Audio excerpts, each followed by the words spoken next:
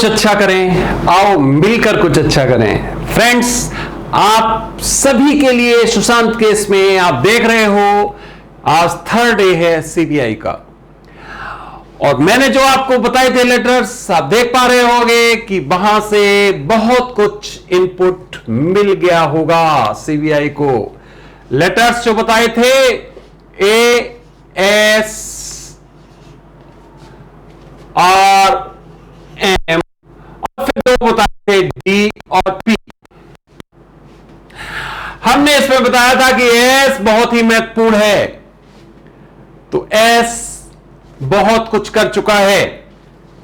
60% total अभी तक ये केस लगभग सीबीआई की नजर में क्लियर हो गया होगा। थर्ड डे है आज।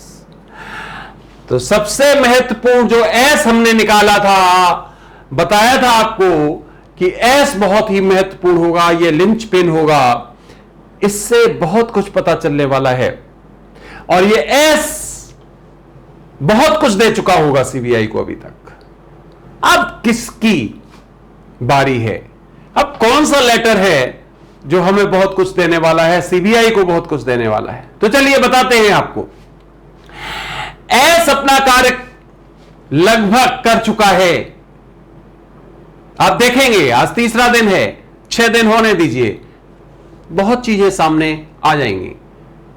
हो सकता है सीबीआई ही प्रेस कॉन्फ्रेंस करे, या हो सकता है डिफरेंट चैनल से हमें पता चले कि क्या परिस्थिति है।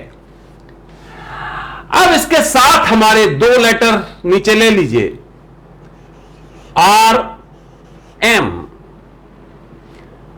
अब इनकी बारी है। अब ये बहुत कुछ बताने वाले हैं। ध्यान रखिए, जो मेन होगा, फिर बता रहा हूं, वो एस है।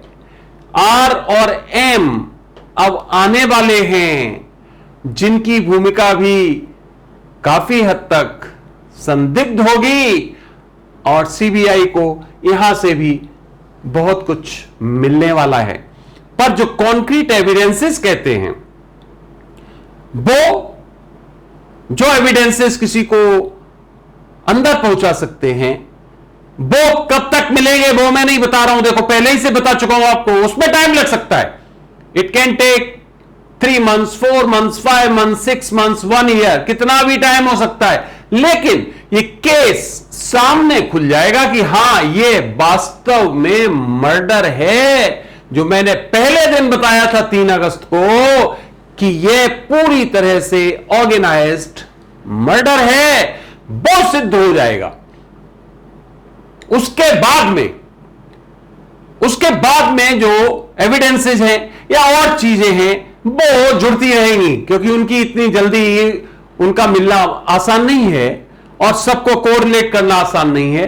थ्योरीज बनेंगी, कई पूरा का पूरा एक सिमेट्री बनेगी, सिस्टमेटाइजेशन किस तरह से हुआ क्या, वो बनेगा।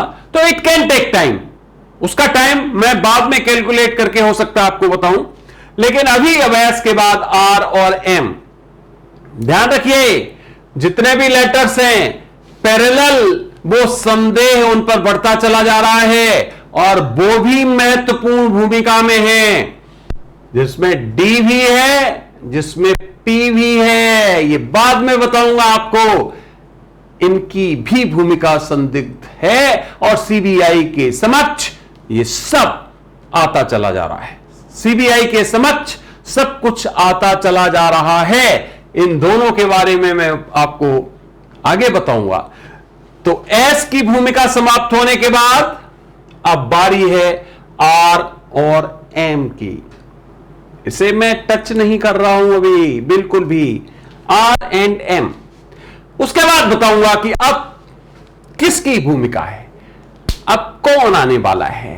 तो एस निश्चित हो गया है, इन दोनों को पूरे संदेह में ले लिया गया है। बताता चलता हूं, एक एक चीज समझते चलिए।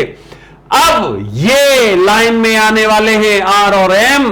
जैसे ये लाइन में आएंगे, तो जो कुछ इसने बताया है या जो यहां से हमें सूचनाएं मिली हैं, वो काफी हद तक कंफर्म हो जाएंगी और यहां से केस आगे खुलता चला जाएगा। ये मैंने 6 डे का आपको बताया था कि 6 दिन के बाद सीबीआई को पता जरूर चल जाएगा कि परिस्थितियां क्या हैं, दाल काली है या काली में थोड़ी दाल डाल दिया गया है, काले कलर में थोड़ा सा दाल डाल दिया गया है, दाल में कुछ काला है या दाल ही काली है, पता चल जाएगा।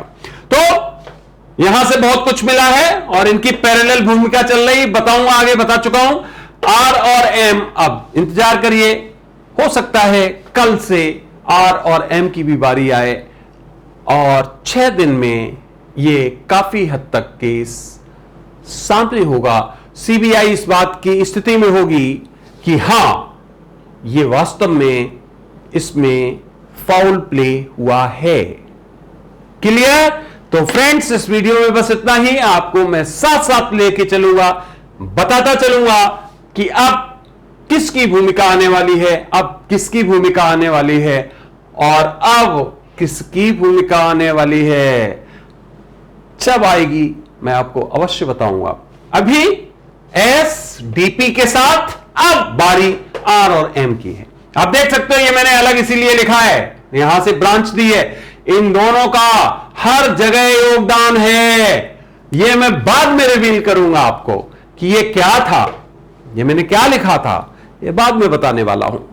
तो आप चलते रहिए हमारे साथ और ये वीडियो देखा उसके लिए बहुत बहुत धन्यवाद। ये केस इतना महत्वपूर्ण है, इतना महत्वपूर्ण है कि इसके साथ चलना हमारी मजबूरी है, क्योंकि एक ऐसे कलाकार को जो उभरता हुआ था, जिसने चांद पर जमीन खरीदी थी, जो साइंटिस्ट था, जो जिसके विचार ही अलग थे, जो एक तरह से टेक्नोक्रेट था, जिसका सोचना अलग था, मुंबई में गया था, अपना करियर बनाने के लिए गया था और उसको कंस्पायर करके, उसको षड्यंत्र के तहत उसको तरह तरह से फंसा के और उसकी हत्या कर दी गई। उसके सपनों को धूल धूसरित कर दिया गया, उसकी जान ले ली गई। और अगर ऐसा आगे भी होता रहा तो कोई भी किसी बड़े शहर में, मुंबई जैसे शहर में जाने की कभी नहीं सोच पाएगा और वो उसके जो भी उसकी प्रतिभाएं होंगी वो सब की सब समाप्त हो जाएंगी।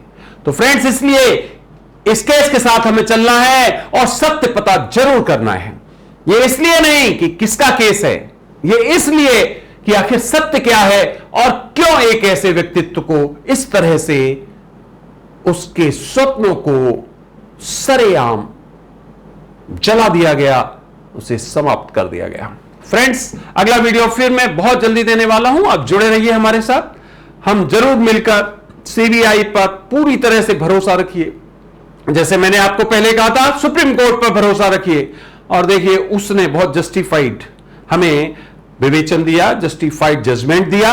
और इसी तरह से सीबीआई पर भरोसा कीजिए, सीबीआई सब कुछ निकाल लेगी, टाइम लगेगा पर निकाल लेगी, चिंता मत करिए, विश्वास रखिए और ईश्वर पर भरोसा रखिए, क्योंकि ईश्वर किसी के साथ बुरा नहीं करता है, वो सत्य के साथ खड़ा रहता है।